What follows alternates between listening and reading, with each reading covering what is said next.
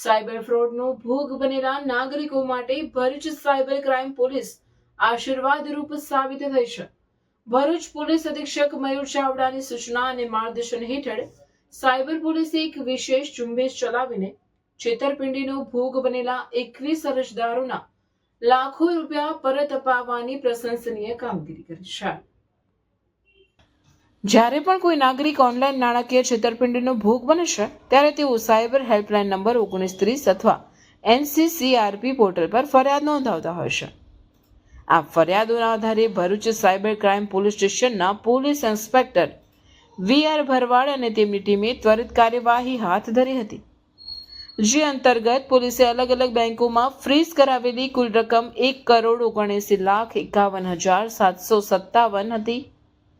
Cyber ક્રાઇમની ટીમે અરજદારો વતી કોર્ટમાં કાયદેસરની પ્રક્રિયા કરી જરૂરી અભિપ્રાયો રજૂ કર્યા હતા, જેમાં ડિસેમ્બર 2025ની લોક અદાલત દરમિયાન કોર્ટે કુલ 21 અરજદારોના નાણાં રિફંડ કરવાનો આદેશ કર્યો હતો. જે બાદ આયોજિત 13 તુજકો અર્પણ કાર્યક્રમ અંતર્ગત સાયબર ક્રાઇમ પોલીસ દ્વારા 21 અરજદારોને કુલ 93,39,836ની રકમ પરત કરવાની કાર્યવાહી કરવામાં આવી હતી.